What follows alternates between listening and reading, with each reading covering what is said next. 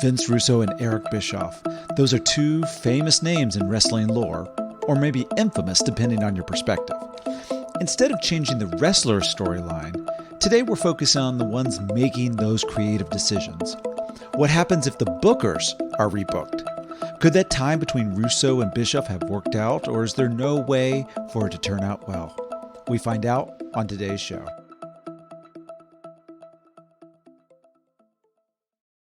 Welcome to Rebooking the Territory. This is your host, Luke Thayer. This is the podcast where we go back and we change history. We take all the things that didn't quite work out the way we wanted them to in the wrestling world, and we fix it the way we want to. My guest this week, a first-timer, and very lucky to have him. He's a TV writer. He's a producer, but really, most importantly to this audience, he was a member of the creative team at WWE for years.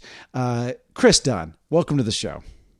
Luke, thanks so much for having me. Big fan of the podcast. Well, the podcast is a big fan of you. This is a beautiful relationship that we're beginning here.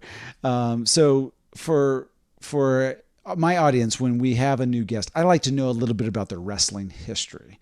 You know, for me, just to give you a brief rundown, I started out with WWE or WWF at the time, big Hulkamaniac. My favorite match of all time is Ultimate Warrior versus Hulk Hogan, WrestleMania 6. That's kind of when I started falling in love with this professional wrestling thing. Obviously, the NWO was big when I was young. That as we move kind of forward to that, I stayed a Hulkamaniac even through the NWO years. I did not abandon him. I cheered for him over every babyface. And then all the way through today, going to events at Barclays Centers, NXT stuff, still do that, and occasionally get my wife to come with me. But how about your start? Oh man, so I guess like the earliest start was like, you know, in the mid 30s, rocking wrestling as a kid, the animated series.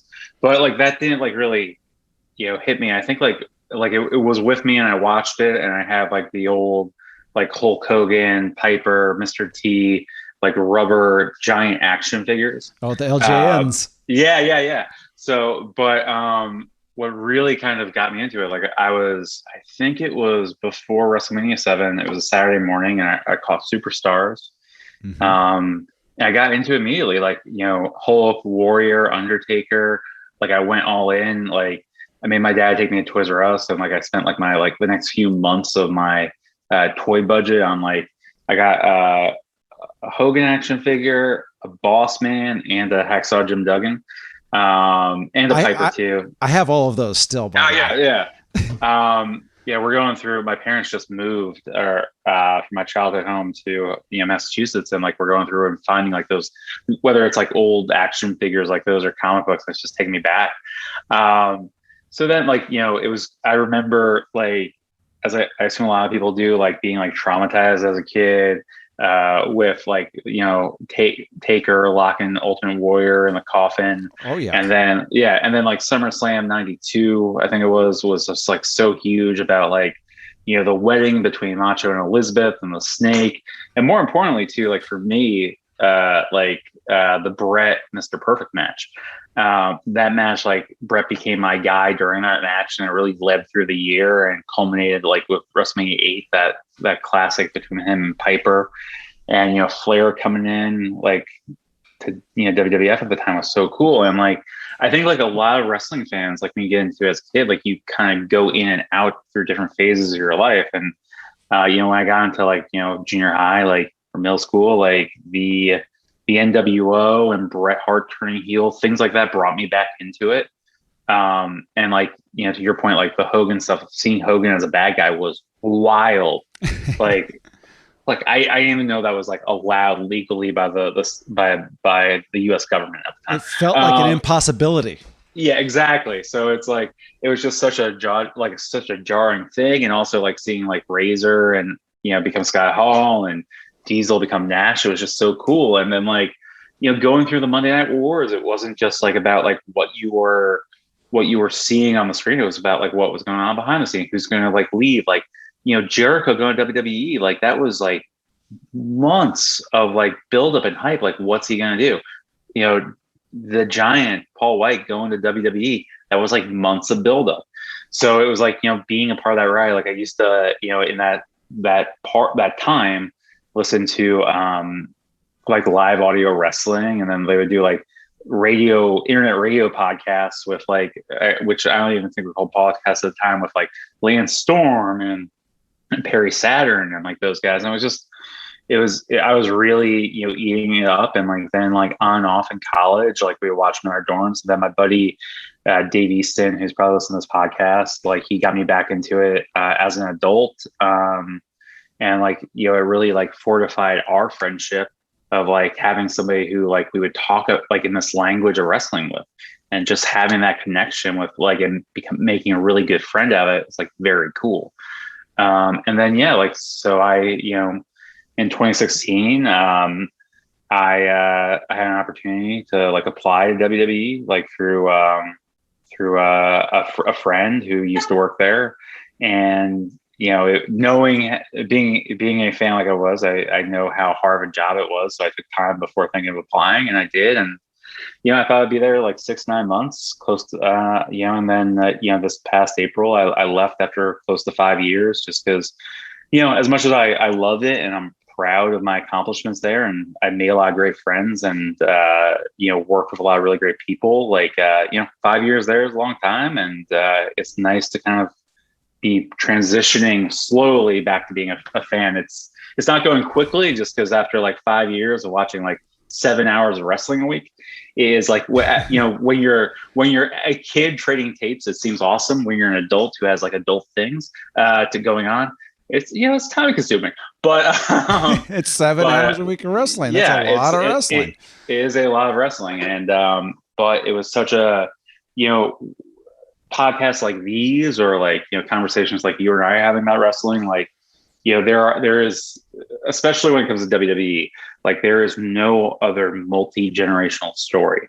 And I grew up on Shawn Michaels and Triple H, Stone Cold Steve Austin, and Kurt Angle. I worked with all of them. I wrote for them, and I helped produce them. And like, there's not really a job where like you can like be a 7-year-old or be in high school and see these people. And I worked with Honky Dog Man. I remember having his action figure. Or like Jimmy Hart, and like I held his megaphone.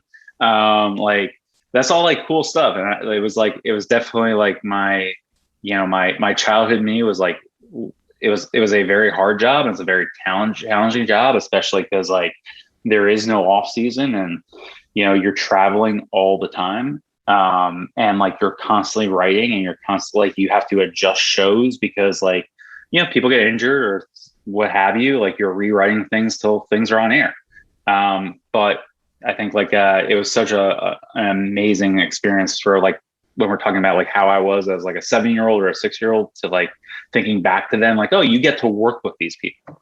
So it was just cool, and wrestling's the best, and yeah.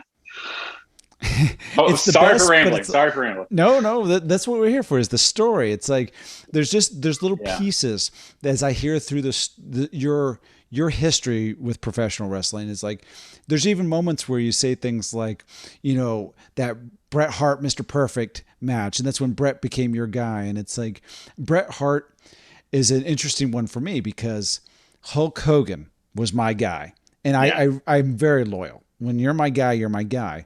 But I found loopholes to get other wrestlers to be kind of my guy too. Bret Hart was part of the Hart Foundation at one point, which was my favorite tag team. And then a Legion of Doom, when they came to WWE, became my favorite tag team because Bret Hart had broken off and was a single. Well, how can Bret Hart still be essentially my second favorite guy to Hulk Hogan? Well, he had the Intercontinental Championship. So he was my favorite intercontinental wrestler, and Hulk Hogan was my favorite world champion wrestler.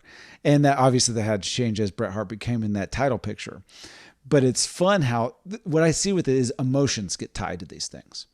Emotion, that's what a wrestling is, and that's what comedy is. It's connecting with an audience, connecting people with their emotions. And that's why wrestling in particular, I think, has such a nostalgia factor to it is because we can think of like, this is how this thing made me feel when I was 7 or when I was 18 or 22 or 15. We can just go across the board and like, oh, that's where I'm connecting. And you have those connection points back with a current product, even where you said you worked with Honky Tonk Man. Well, this is, 25 years after he was in the WWF at the time that you were working with him, but you got to have that moment and people were brought back to their childhood by seeing him again. And that's why my favorite wrestling show right now is the one where they're going and buying all of the A&E merchandise. One. Yes. And going back and getting all the merchandise, and you're seeing Jake the Snake. He's going to get the bag, and it's like, it's history, and it's tangible history that you're visually seeing the wrestlers go back and get their things that they were in the ring with. Yeah, it's such a great concept, and like the studio guys do such a great job with that show, and like, yeah, it's like, it's funny whether it's like comic books or wrestling or like comedy, like I like when you're saying that, like I was just thinking about like, like you look at like for me, like comedy movies or TV shows, it's like, oh, like I remember how I felt as like a preteen seeing like What About Bob for the first time, or one of my favorites.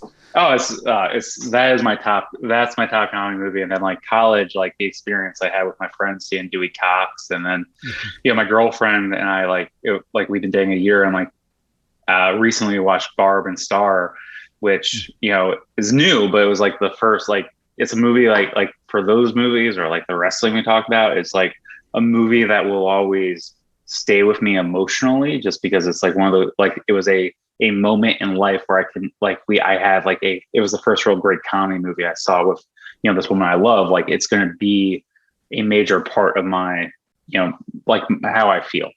Absolutely. Yeah. When I first started dating my wife, well, she's my wife now, but when we first started dating, I bought Elf on DVD, and that was like our first date. I brought it over to her mom's place, and we watched it there. And she didn't even like the movie, but I still have that copy that I brought to her place because there's an emotional attachment to that, just that moment we had together. Whether or not I actually like the movie, she's not a huge fan, a little goofy, I think, for her, but that's okay to have different emotions, two different perspectives tied to one event. And that is wrestling. There is a lot of different perspectives brought to any program, things that you wrote. I'm sure you had fans that praised it and fans that hated it, and coming from different viewpoints. And there's some people who like the baby faces and some people like the heels. Obviously there's a little difference on the way that heels and baby faces are presented nowadays versus 30 years ago or 50 years ago.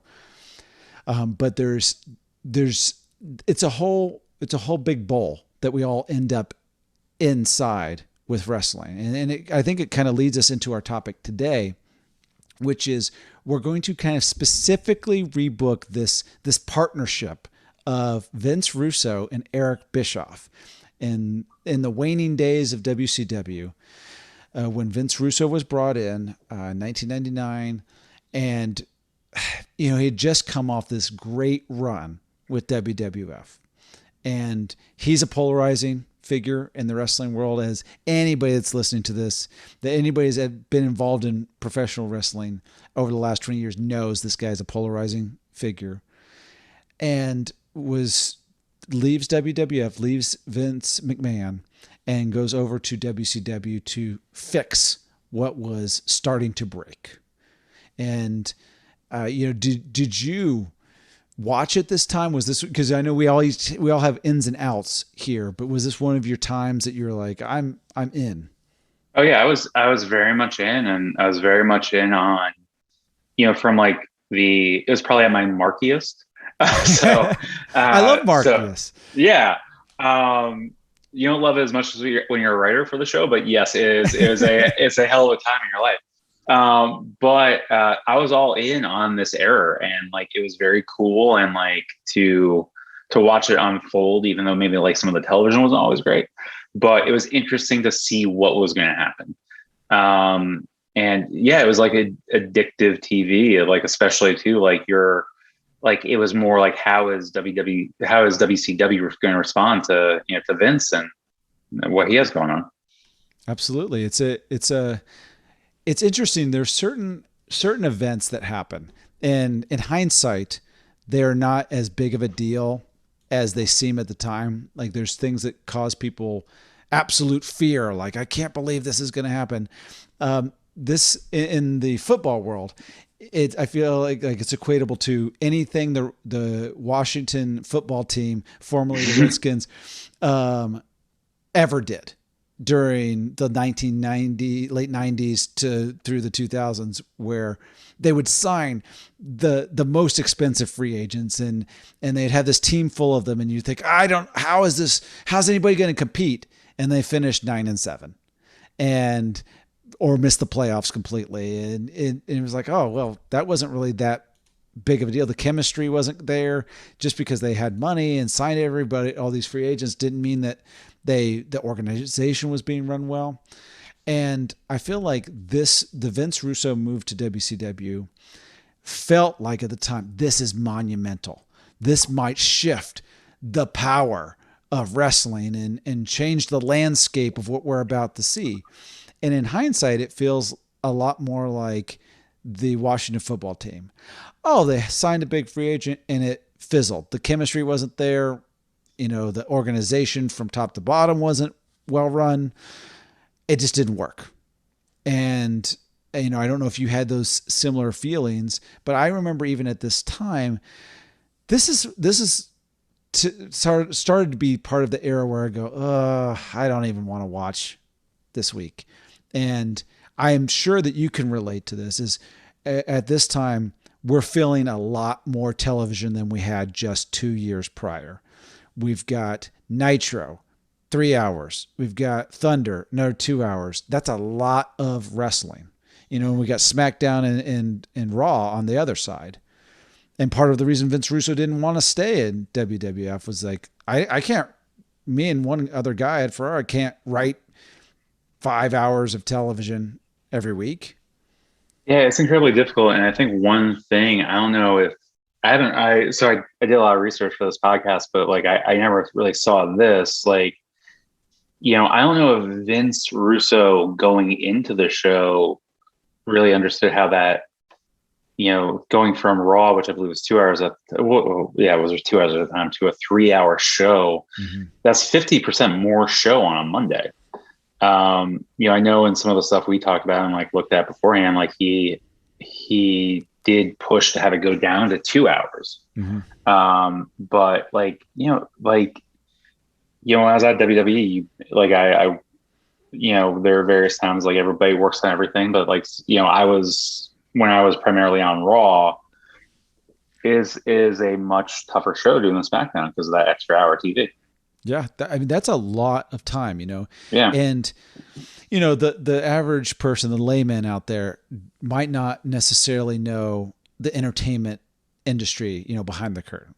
In comedy, I've heard since I started comedy, attention span. You got to think about the attention span of the audience. And for a live comedy event, an hour and a half, that 90-minute show was always the target, especially if you have a headliner, a feature act, and a MC. Usually it's like MC's 15 minutes, feature 30, headliner 45, because you want that hour and a half, because people start to get tired. They're tired of laughing. You have, and that's not even taking into account the comedians structuring their act so that there's highs and lows.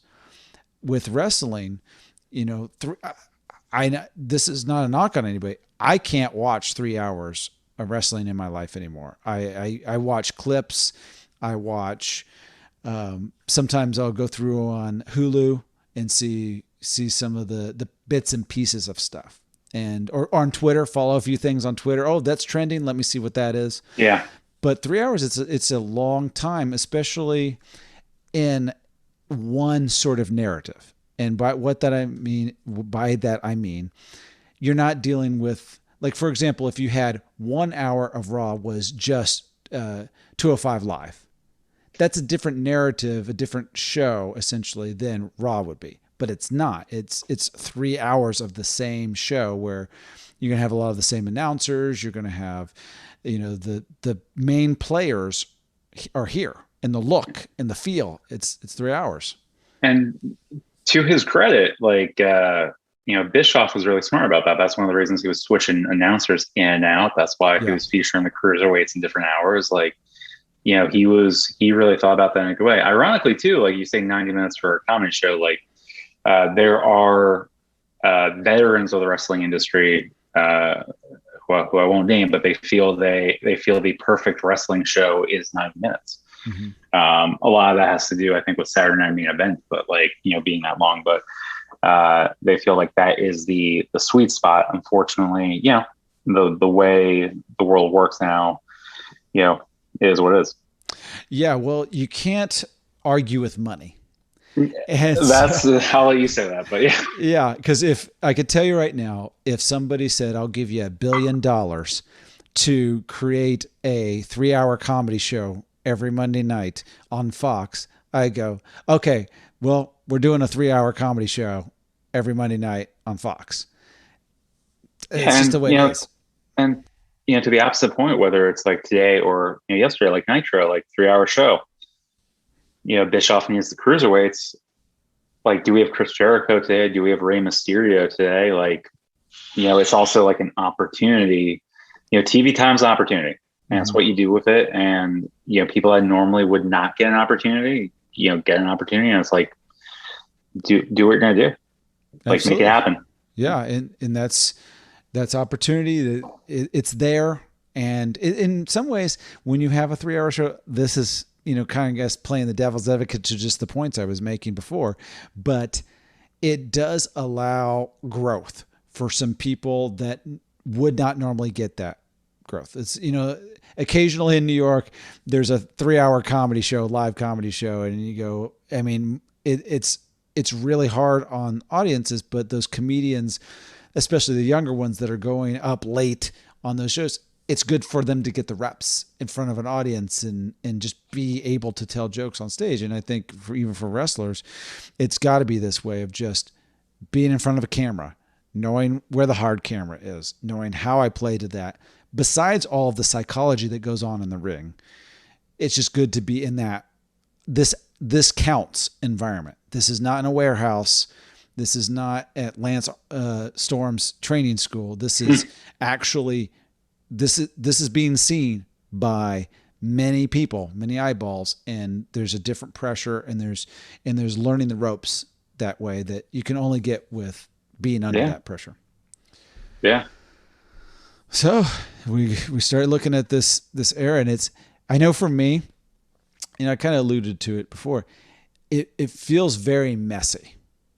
It's Eric Bischoff had been in charge since the early 90s. He brought in Hulk, he brought in Macho Man, that he created Nitro and NWO, and we're past that peak of everything.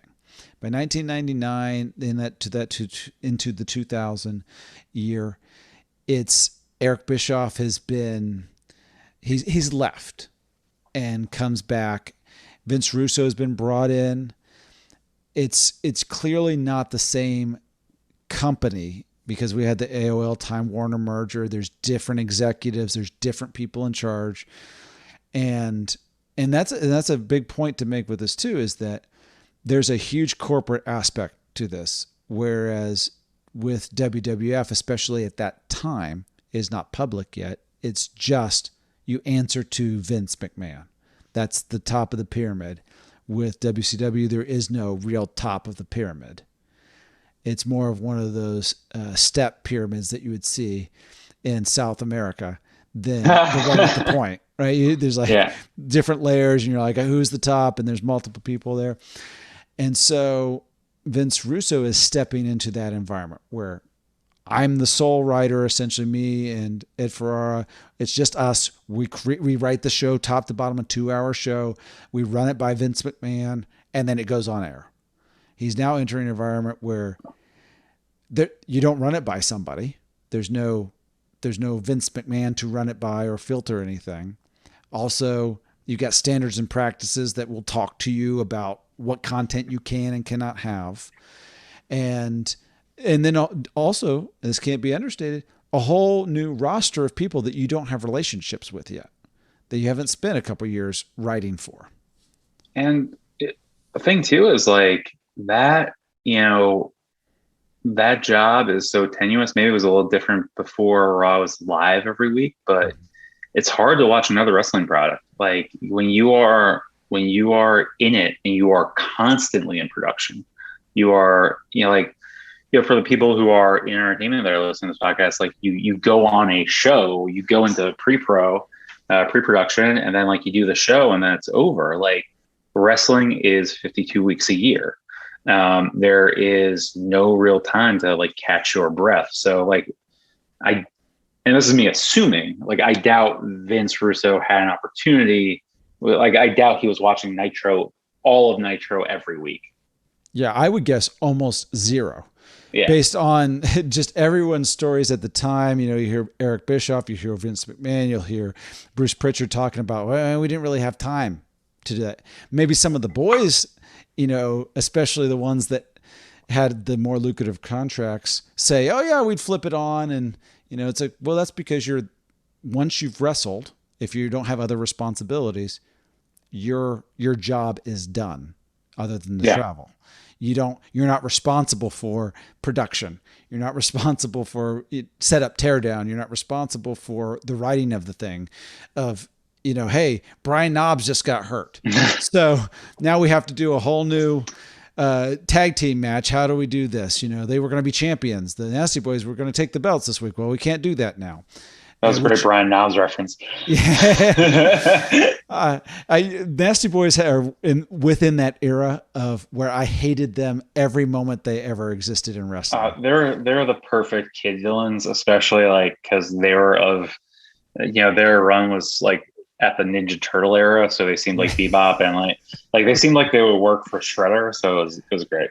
They absolutely did. They had that Rocksteady and Bebop look, and they did exactly what my elementary school self would think an evil villain would do. They were essentially bullies. They were nasty. They're nose pickers. They'd rub people's faces in their armpits, which you just could assume were stinky. Even though really the one you didn't want was Vader's gloves. Oh yeah. But it was the Nasty Boys just the name Nasty. It didn't conjure up the idea of like they're nasty beasts of men that are frightening. It just was like, oh, they're gross. They probably just smell like BO. And that's perfect. It's almost, they're a cartoonish version. Another tag team that's a more lovable version is the Bushwhackers, where they would do gross stuff, but it's in a way that was friendly. Whereas the Nasty Boys just did gross stuff and it was absolutely disgusting and disturbing. Such a great comp from like heel to babyface on that. Like, yeah, it was, the main thing, like Bushwhackers were like, they were nicer and like they were interactive act. You can do the Bushwhacker thing right with them. And like, Nasty Boys never gave you that. And it's like it was just like two sides of a coin in such a great way. Yeah. It's fun to see like, just the elements. And these are some of the toys in the sandbox, to use that kind of cliched phrase, that Vince Russo is stepping into. And he probably did not know a lot of these folks. And so even just kind of giving a few names that were in WCW in 1999, you've got Kurt Hennig, you've got the Nasty Boys, but you still have like Dean Malenko, you've got like a Disco Inferno.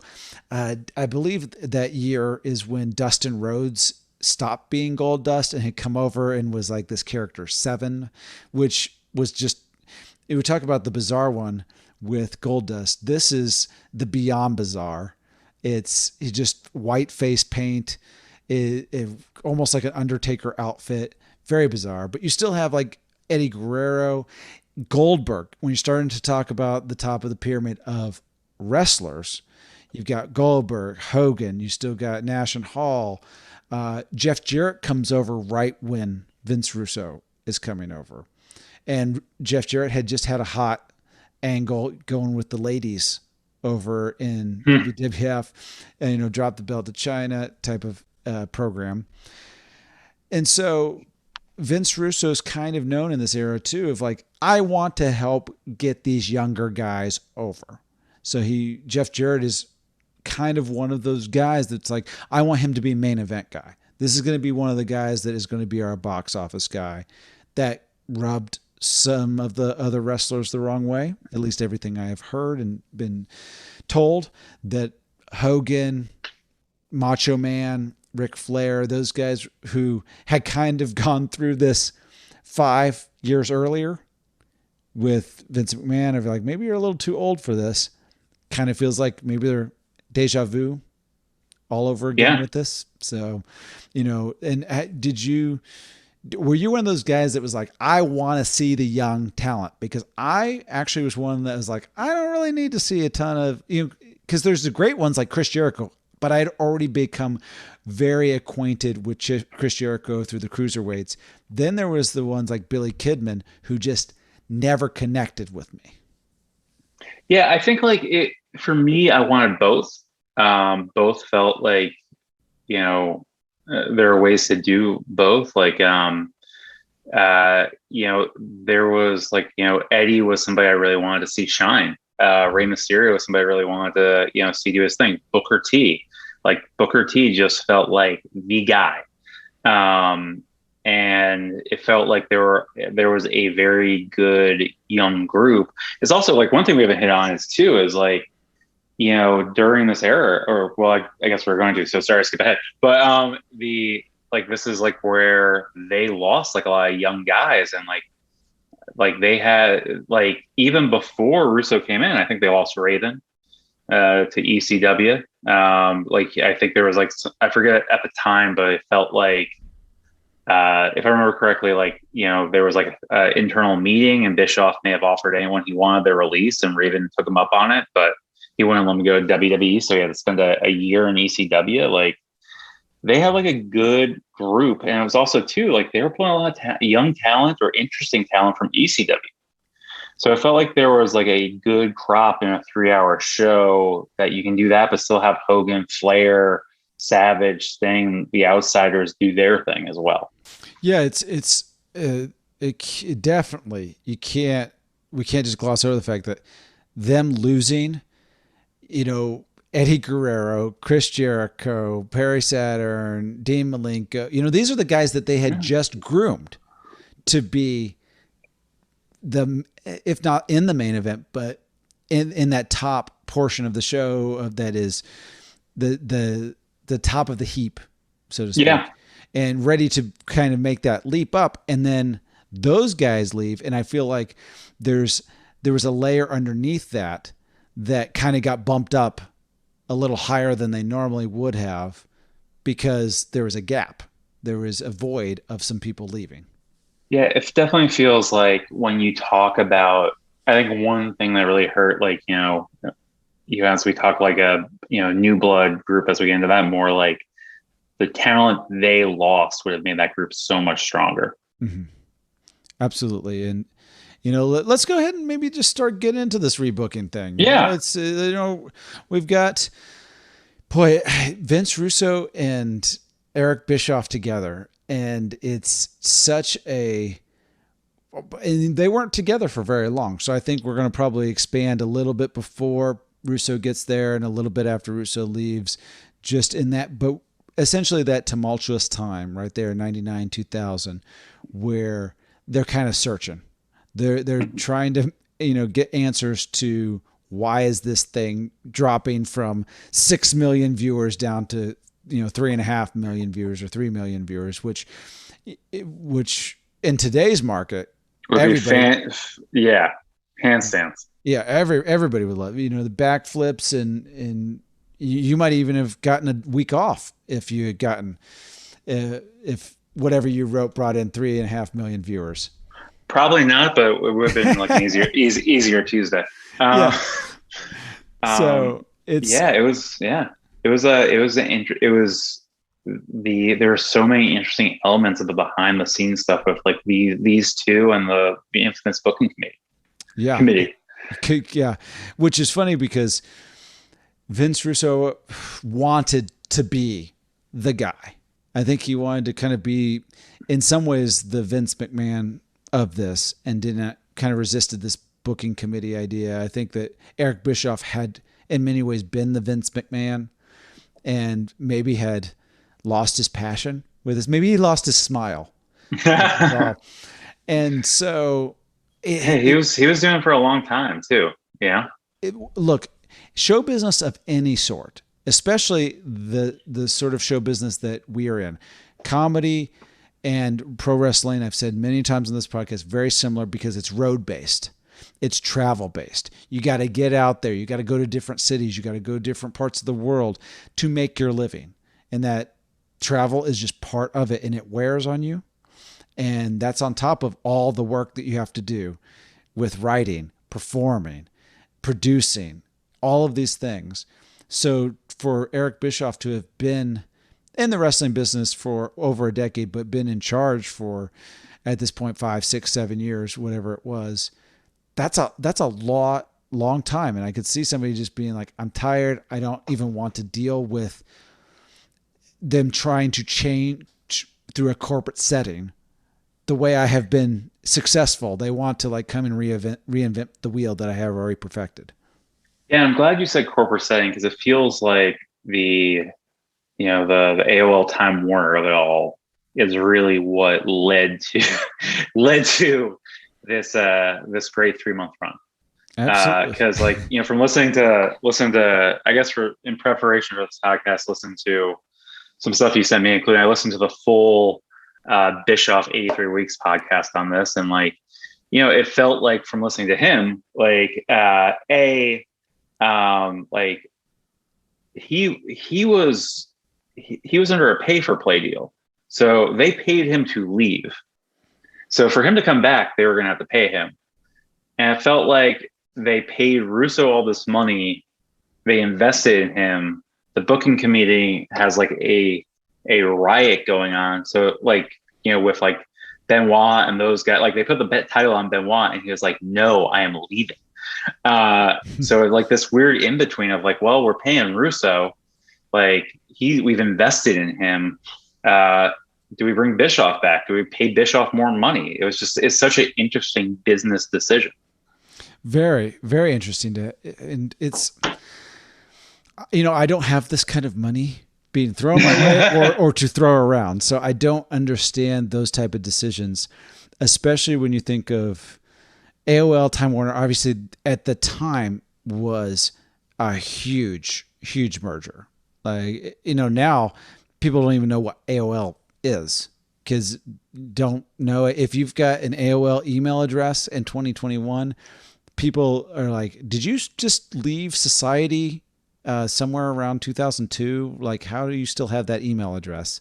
I give my dad shit all the time for still having an AOL email address. What was your messenger handle? R Danger T. I was Dunamania. Dunamania. Oh, see, yeah. Now if I had done it since I became a comedian, everything's Comedian Luke on every social media platform. So it would have been Instant Messenger as well, and my Xbox name. But you even talking about this corporate structure, I think if everyone involved could have rebooked that corporate merger, I think they would do it, especially Ted Turner. I think it's he kind of got in that same place that some of these other folks have gotten into, where it's hey, look at this. I'm going to sell off, part of my company here, and I'm still going to be in charge. And they're like, oh, by the way, you're not in charge anymore. You can leave. And that's the way the corporate world works. That's the way business world works. And wrestling is so artistic. Even though people don't think it's artistic, it's an art. It's an art form, and the people involved in it are artists. And so an art mentality and a business mind don't always go hand in hand with this. And sometimes they often clash very hard. Vince Russo says that he was clashing with standards and practice. I couldn't do what I wanted to do. I want to do these certain things, and they won't let me. Well, I feel like, it's when you're getting into standards and practices, it's all right, you can't curse on TV, but your job as a writer is to tell a story. And I think one of the things about this era, like it was very much like shock value, shock value, shock value, which, like I've never met Vince Russo. Like I don't know his philosophies, but like that's what it seems like that's what he was looking to do. And like, like try telling a story. Yeah. Like Bischoff, who like I overlapped, I worked with Bischoff a little bit, not much at WWE. Like he, the little I saw of him, he was very smart about, like, he had a philosophy of like, A story, we have a B story, we have a C story, and we are telling these stories and like building characters and thinking in that way. I don't know how it was back then, and obviously, like, it was only brief, but like he seemed to understand this is how television and storytelling works. So yeah, like standard and practices seems like a, like, without being there at the time, it feels like an excuse for failure. Like it did not work out, but like blaming these evil entities that sit in a room in their posh sky tower, like eating caviar and like telling you can't say the F word. Like, all right, just tell a story. Yeah. All right. Well, how do we change it then? How do we change what these two men did together and even a little bit separately in this era? Like, what do we do with this? I feel like it's, in some ways, it's like 52 pickup. Somebody just said, you want to play? And you go, okay. And then they just spray the cards all over the floor and tell you to pick it up. All right. So let me offer you a big tweak to this. Okay. Instead of rebooking, like New Blood, Millionaires Club, all that stuff, let's look at it from a corporate perspective. Okay. So like you've paid Bischoff to leave. So like to bring him in, you're gonna have to give him a new contract. At least that's how he tells the story. Russo, you have paid him. It does not seem to be going well. Allegedly, from what some people said, he had a breakdown and left. So like the strain is big on him. So like I ask you, like, is this the best way to go? Like, is there a better investment? And what I ask is, instead of paying Bischoff to come back and, kind of doing this, do you buy ECW? Oh. And yeah, and bring in that roster with whoever you want, and bring in Heyman to run it, and give Heyman the book and give Heyman the pencil. It would have been another million years and another million podcasts before I would have ever come to that conclusion. It's not that I don't like it. I actually do. It's just, it never occurred to me that if we take these guys and we just insert someone else instead into this spot. I think because what is Vince Russo, right? Like Vince Russo has never admitted this, but it seems like a lot of his playbook was stolen from ECW. Mm-hmm. And like Vince Russo got away with, like, wrestling is so behind the scenes, like it's this mystery cloak. You don't know who's doing what. At the end of the day, like, Paul Heyman's running ECW. It's his company. He's the one, doing it every week. He's the one who started from his parents' basement. Like, that for a fact. Like, you don't have to get into like, well, like, I was doing all of Vince McMahon's work for him. Like, no, like, the buck stopped with Paul. That's a very interesting thing. I think that would be, this is the first thought I have with that, is that I think that's fun. Let's go down that road of having Paul Heyman in there. And obviously this is it, probably with what you paid Vince Russo and with what you had to pay Eric Bischoff to come back, you probably could have bought ECW with that amount of money. It was not it was not going to be an extremely expensive thing. I don't remember exactly what year they were bought by the WWE, but it was around this time. It was a little bit later, but it was, they were about to go out of business. Basically the entire last half of the ECW. They were on the verge. People weren't getting paid. I think that the talent that you could bring in, I bet they would love getting a weekly paycheck that's on time and fully there. I think too, like if you look at it from like, so a big issue at this time, right, is morale. Mm-hmm. And like the craziest thing, like if you listen to Bischoff's podcast, one of the craziest things they did, and it's something that like I did not like. I know some people did. And allegedly, when Vince Russo was brought back to WWE, which I heard on Bruce Pritchard podcast, he pitched doing this, but stripping everyone of the titles. Mm-hmm. When Bischoff talks about it, he's like, yeah, I don't think anyone cared because they were all so miserable. If you do this, like one, WCW at this time has a lot of former ECW wrestlers, so they have a relationship with Paul. That being said, Paul was also in WCW, so he knows the Stings of the world. He knows Ric Flair. He knows all these people. So you are bringing in somebody who a lot of these people have worked with. Also, too, like, you know, Paul, as a person who worked under Paul on Raw for a year, he is a person who is a master motivator. He is somebody that kind of has the ability to inspire people to run through a wall for them, whether that is, you know, the top star in the company or just, you know, like an assistant. Like he inspires you because of his passion and his fight and his creativity and how he lives and breathes this. So absolutely. I think like a lot of the morale is helped by bringing him in as well. You know, I think that there's even another layer of just morale that's a boost there, is that Vince Russo, even at the time from stuff I have heard, was viewed by many as a charlatan, essentially, where everybody thought, nope, it's Vince McMahon, it's his magic. You know, he sprinkles that Vince magic on everything, and this guy didn't know what he was doing. And he had some good ideas and some bad ideas, but he just throws a bunch of stuff at the wall, and then Vince McMahon goes and cleans off all the stuff he thinks is junk and keeps the couple ideas he thinks are good and expounds on them. Well, everybody in the business probably at this time, they all know who Paul Heyman is, even if they haven't worked with him. And they know he's good at what he does. He was good in WCW. He's been good in ECW. He's created a very interesting, compelling product. So I don't think there would be a lot of people that would be as upset, maybe, you know, or hot and cold as they were with Vince Russo. So I see that.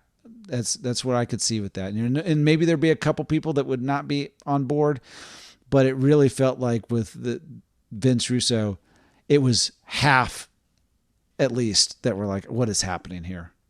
Yeah, I think with Paul, like maybe some of the Hogans of the world, but like even like Paul, like, you know, he's a wrestling historian. Like obviously at this point, like Brett's, whether it's admitted or not at the time, like everyone kind of knows that Brett's career is over because of the Goldberg match. Mm-hmm. But you know, he is a wrestling historian. I assume he'd get along with Brett and I think he does. Him and Goldberg are close now. I assume they would be back then. I think there is a good amount of people who are on that higher level, even, you know, the people that, you know, seem to always be worried about their spot. I think Paul, you know, would have the diplomacy to work with them and figure it out. Like, not everyone's going to love you, but I think with the people that are there is a good foundation as a jumping off point. I think too, like a big issue, like kind of what we're talking about earlier, is like at this point, WCW has lost a lot of talent. And I think like one thing in watching this show back and like you're reading about the months of this show is like, you know, in wrestling, they talk about, and this upsets some fans, and like to Vince Russo's credit, like one thing he was applauded for, and he should be applauded for, is, you know, everyone was in a story, everyone has a character. Mm-hmm. Other people did that as well. And I think like, it is important, but at the end of the day, like you have to, in my opinion, and I've learned this and I've seen it, you got to pick who you're going with. You got to pick the guys that you're trying to build. You got to pick your top guys. And I think like you can't build everyone. There's a philosophy out like a spotlight. The more the spotlight goes out, the less you're shining on the person you're trying to build. And it felt like with these factions that they had, it kind of went back to the same problem when the NWO was getting too big. You were spreading out the spotlight. You were making things less special. And And I think like you have to kind of pick what you needed to me at this time period was to pick who are our next guys that we are trying to build. Now, one of the issues with that is, as we talked about earlier, they lost the Radicals. They lost they lost Jericho. They lost the Giant, the Big Show, Paul White. A lot of people over this 2-year period of young talent left. So I think one thing too is like the ECW, you bring in younger talent as well. And for me, like, to throw something out there, like the two people I would build around at this time, if I'm starting a new show this night, is Booker T and Rob Van Dam. Yes, I was just about to say Rob Van Dam. If you hadn't said Rob Van Dam, I was going to say Rob Van Dam, because Booker T, we've done an episode on Booker T. I love Booker T. And all the way back to the Harlem Heat days, like, there's so good. So good. And there's certain people who, we don't talk a lot about this and we won't spend much time now, but there's certain music that fits a wrestler, that helps complete a package. And that Harlem Heat music with Booker T, it's not quite to the level of Stone Cold's Glass Breaking, but it created an actual emotional aura around Harlem Heat coming out. And I can't remember if Booker T kept that music for himself or not, but he did, I believe. Yeah, I thought he did, but then trying to remember 20 years ago, like who had what. But I like when there's just that music is that guy, and so awesome, cool music. Yeah, obviously there's different wrestlers even in the more modern era where I'm like, I hate that music. I love the wrestler. I hate that music. It doesn't work for them. It doesn't. You're not going to get a pop from that music. There's certain music, just the way it hit. Chris Jericho's music was like this. When it hit, you're getting a pop because the emotion is written into the music. So like, I don't want to spend too much time on the music. We're not dealing with the music, but that Booker T is one. Rob Van Dam is another great guy. And there's also just to sprinkle in some of the other talent that was in ECW in 1999. You got the Dudleys. I think the Dudleys would be a great addition. They may have been in WWF at the time, but yeah, those guys are still, they've become my favorite tag team of all time. Yeah, well, I'd have to look and see. Yeah, they were definitely in there in part of '99. Oh, they were in WWF because that was Raven came back to ECW and won the tag titles with Dreamer on their way out the door. Okay, so I got an actually, everybody, from my guest.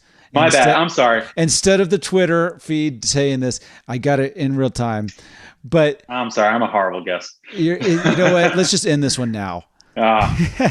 So they, okay, fine. They were in WWF at the time. But I will say it depends on when we are going to bring them by ECW.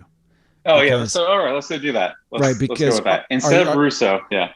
Because exactly, I'd have to see Russo comes in October. The Dudley Boys came into WWF in August of '99. But you're buying a whole nother company.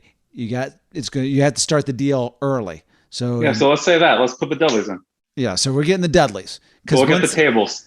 Yeah, get the tables, because if you buy ECW early 1999 when things are starting to look bad, like the tide hasn't turned, but you're still like Eric Bischoff, I think, could walk away and go, hey, we are at the peak here. What we need to do is expand.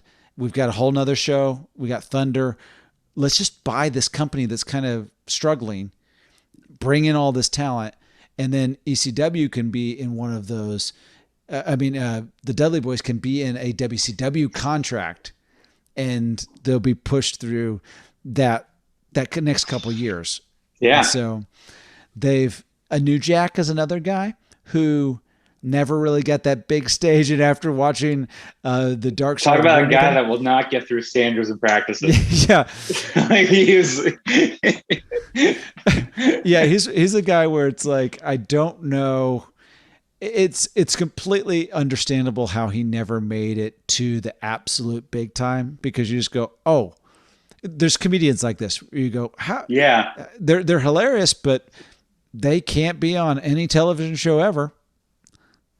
I feel like Paul would drive him upstate in a car and just like open a door, let him leave, and just drive back just because. I would love to see Time Warner meet New Jack. Yeah, what are they going to do with New Jack? Yeah, it's so. There's a couple other guys. Raven, like you said, he was in ECW. Yeah. You kind of get him back. Kind of like when a team trades away somebody and they go, actually, we really needed to keep him. Let's get him back. And then there's some other guys that there's Chris Candido was there still in '99, and Taz and Shane Douglas, who all would have been okay. The Sandman actually ended up in WCW during that year anyway. Terry Funk was still kind of floating around ECW still then. And I don't know that he was, I would say with a lot of these guys, I don't know how many of them were actually under contract with ECW. If you're not getting paid, I think you probably could say there's a breach of contract here. So I don't know how many we can say were actually in ECW. Like Terry Funk, was he really in the ECW, or was he doing shows with ECW? Yeah, I assume like they would sign all those guys new contracts, and Paul would make sure to pay those guys. Like, yeah, it was such a, like, contracts were like so new back then, because I think like Hogan really kind of inspired the first like real contracts when he went to WCW. It was still like such more of a handshake business at the time, and then as the Monday Night Wars started heating up, like contracts became more and more. But yeah, like I think like if you wanted to, like you could bring in a bunch of those guys, or you can just bring in the property. I think you probably bring in the core. Like I think like the one that would be really exciting is like Rhino. Rhino would be like great at this time. And like, I think too, it's like, you may not, I think like that era of ECW at that time, like you may not have, like, you may have a limited amount of stars. Like, RVD obviously became a huge star. Dudley's arguably greatest tag team of all time, huge stars. But I think like you had, what you don't have in stars here and there, you have as great workers and great hands. Mm-hmm. And, when you're doing 5 hours of TV a week, like, the Jerry Lynn's of the world become very valuable. Mm-hmm. Also, too, like to your point earlier, right? Like about like shows, like kind of seeing the same, like you get Joey Styles for an hour. Mm-hmm. Like you switch on him and Shivani. Yeah, absolutely. You could have different voices, and it's, Eric Bischoff, when he talks about you need a different voice in this 3-hour show or 2-hour show, the first hour being these two guys, second hour being these two guys. Well, I think you kind of need a voice change over a period of years too. Like I think WWF/E did that over the years, where it's like, hey, we got Jim Ross and the King.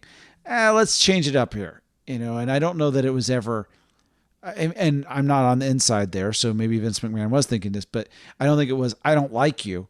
I think it's like, we need to freshen just the sound of this up a little bit. And then when you come back again, it's fresh that you're back. It's kind of like the wrestling thing, where it's like, we need you to go away so we can love you again. Yeah. And so, another guy that I think, if you do end up losing somebody like Chris Jericho, Lance Storm was still in like ECW at the time and hadn't come over to WCW yet. He didn't come over there until 2000 in real time. So you're getting a guy like that can work with some people. And then there's like a guy or two that's like, I might throw them with Juventud Guerrero or somebody like Sabu. Just put him in a match like that, kind of where they can flip and fly a little bit. He can do, the leg drop with a chair, off the top, and that it gives you something to fill a little bit of time. I don't think you're going to build around Sabu, but like you're saying, just filling time and also just adding a different element there. Well, too, when you're telling personal story, like if you want to tell a personal story for RVD, like Sabu's a great person to get heat on. Another person too, like is who for me probably has like the most unfortunate like part of this watch back of like shows is Mike Awesome. Mm-hmm. Like when you watching talk about a guy who like when you see him come out on that Nitro with that fanny pack is you cannot erase that from your memory. That's like the main thing I remember. Also, like I think like looking at that show, like putting him against Nash that night probably wasn't the best decision because like Awesome was like kind of what Dijak is now. He's like a big guy that can do awesome stuff, but like having him against like a shoot 7-footer just made him look small. But that fanny pack made him look about like 5'1". Yeah. It takes a big man to wear a fanny pack, and Mike Awesome was 6'6", but he wasn't big enough to wear that fanny pack. I have never met a man that could pull off a fanny pack. I wore a fanny pack today. It's a Bailey. I'm a hugger. I was with my daughter, so I wore that when we were going for a bike ride. So let's just say some people can make it look good. Touche. That was an inside joke for friends who might be listening, but I apologize. So yeah, it's I almost feel like this is probably the most concise rebooking that has ever been done on this show. We're talking around it a little bit, but really it's just changing this leadership. Having ECW, you have the wrestlers, but then you have Paul Heyman running this thing. Eric Bischoff is not there. I actually think that you're getting a couple benefits with Paul Heyman. Well, at least hopefully. You're getting Tommy Dreamer, and I'm talking behind the scenes stuff, where you've got Tommy Dreamer that can be doing some of that, kind of almost like a booking committee with Paul Heyman as the head. And I think you could actually then hire Vince Russo to be a writer with Paul Heyman as his boss. If Paul Heyman is the guy in charge, he's the Vince McMahon, then Vince Russo can throw some things at him, and Paul Heyman can take anything that is a gem, polish it up and put it out there, and the rest of the stuff he can say, all right, we're not doing that. And Vince Russo doesn't have all this pressure put on his shoulders, which maybe he was not prepared for, of this entire corporation is now on my shoulders and I'm having a breakdown if it's not going exactly my way. Yeah, I think like I think with it, like I don't know if Russo just seems like a ticking time bomb. So like I wonder how long that would have gone. But like he did do like some really good things. So if you can use him. One person who I'd be really excited about too is like, Gabe Sapolsky, who's now at NXT, but he ran Evolve, like fantastic eye for talent at this time. Like, he started his career working for Paul Heyman, handing out like ECW flyers and doing everything he could to, impress Paul to break into the industry. Gabe would be such a good young voice to have on this show, in this committee with Paul, and like to see him grow. Like, I think Gabe's a great, would have gone quicker because like, leaving, when Paul went to WWE, like Gabe didn't come with him. If he stays with Paul, it probably grows quicker, and you have another great wrestling mind there as well. Absolutely. Yeah. That's great. That's great to be able to, if you're hiring somebody like Paul Heyman to actually lead, he is a guy that has been leading for years, leading his own company and this takes some pressure off of Paul in some respects. He is now not responsible for payroll. He's not responsible for live events, how to book the thing. He's not in charge of everything. He's just in charge of the creative aspect. All of the money thing, he doesn't have to tell wrestlers the check's in the mail and call me back on Wednesday, and it'll be none of that. It's all taken care of by the corporate side. And he knows how to finesse people in the creative side and the corporate side, and combine these two. Totally. And I think like one thing, so obviously not being there, it seems like, you know, it seems like Vince Russo gets like, as we've kind of talked about, like he was very about young and, going all in on young, developing characters mid card for the stars of tomorrow. I think there's an element too of like, sometimes like it's easier to get like a Billy Kidman to listen to you than a Hulk Hogan to listen to you Mm-hmm. at like the stages of their career that they're at. Paul is able to recognize business and story, and he's able to think about like, like what if you like would think about like ECW in '98, would you ever think that like, Paul Heyman like would be like working with Brock Lesnar, like an act that is like not really an ECW act. Paul recognizes big business, and he recognizes name value. Now he may want to use the Hogans and the Flairs of the world to build people, but I think he would respect them and respect them because he respects the business, and he came up and he broke into the business the hard way. I also too think like he would recognize the young talent to build around. Like my hope is, he would pick Booker T because I think he was undervalued at this time, and like that first night in, like find a way to really make him. And he'd probably. My hope is like, at least if I was doing this, like I would kind of think, how do I make Booker T a star night one, and then build to him putting the title on him at Starrcade at the end of the year. Yeah, I love that. I love it. And to bring up this name again, Terry Funk. Yeah. He's I mean, you don't get more respected in this business than Terry Funk, especially, Hogan's going to respect him, Macho Man, all of these guys, Ric Flair, respect Terry Funk. And Terry Funk had a relationship with Paul Heyman over a number of years and was able to do business with him. So that Paul is built up a little bit of that equity, probably just through that relationship with Terry Funk. Yeah. Yeah. It's, it would be really cool. And like, I think like one thing too, it's like rewatching that Nitro, it's like, it's very weird, like the people they went with. Mm-hmm. Like these are the people we're building around. Like as much as I love Billy Kidman and, he's a great guy and everything, like using the Hogan chip on him felt so weird.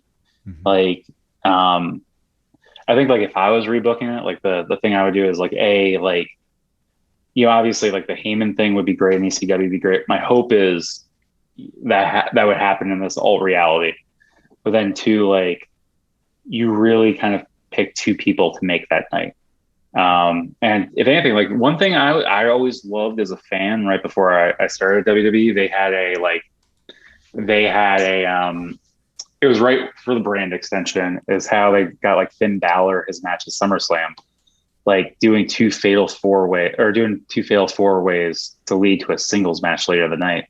Like, if Sid's your champion and you want to kind of like make somebody, like let's say you want to make RVD, like do you like debut RVD on that Nitro, put him in a fatal four way, have Hogan in the other fatal four way, kind of like what WWE at the time did with Roman and Finn.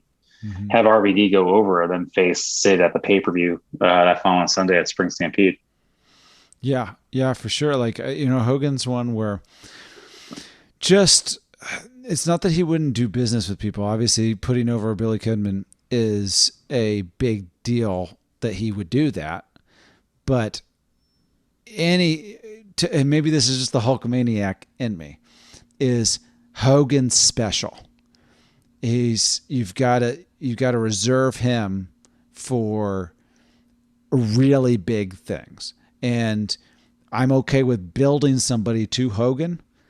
I just the way it was done, and a lot of, even just every time I think of this era of Hogan, I just picture Jeff Jarrett laying right on the ground and getting pinned and Hogan walking out on this whole thing.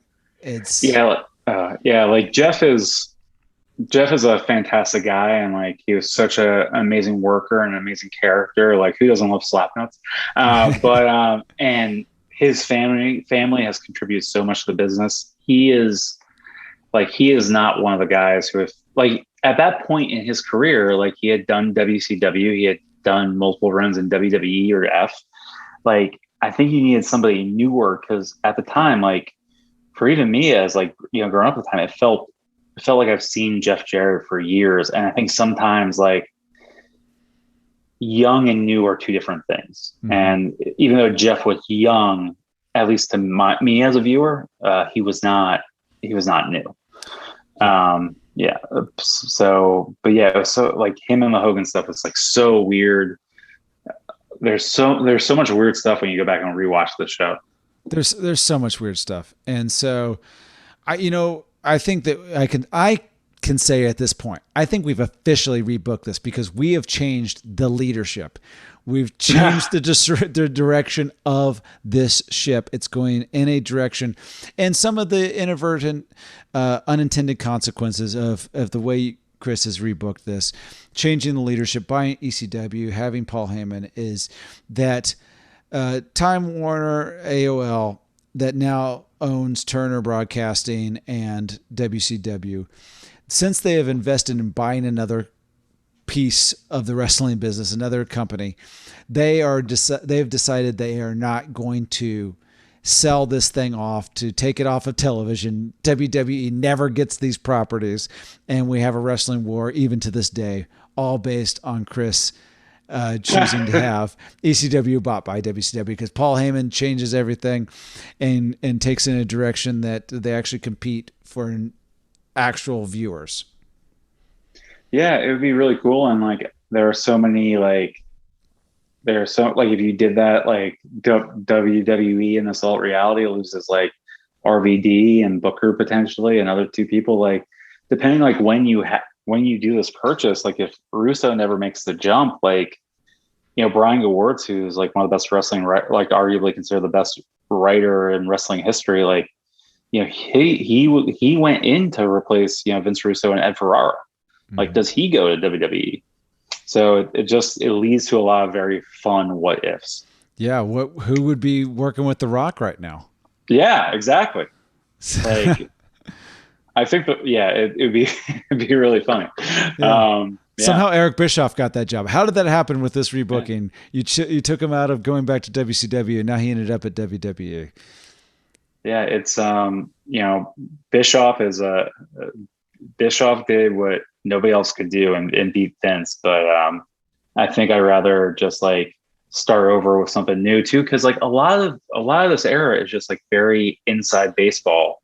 ECW is very inside baseball too, like, so you get a lot of it. Yeah, we didn't really talk a ton about the Eric Bischoff side, but I think once you take somebody's power away from them, once you say, if it use an NBA analogy, if you say this guy's not the head coach anymore, and then 3 weeks later you go, oh, he's the head coach again, you're like, yeah, is he really in charge here? I mean, they've already fired him essentially once. I mean, you've lost, as use a Seinfeld reference, you've lost hand. So, Chris, thank you for being on the show. I hopefully you'll come on again at some point.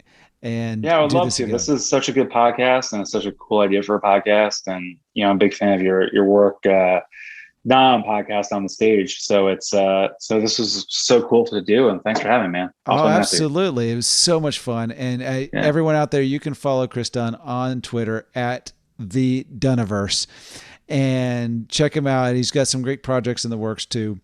And you know what? Maybe at some point, WWE is going to just pull you back in. And they say everyone always returns. As a fan, yes. There we go. As a fan, definitely. There you go. So but I like not traveling every week. It's pretty great. Yeah, so. Sure. It's nice to have a home that you actually live. Oh man, if you don't have a home, I highly recommend them. All right. Well, thanks, Chris.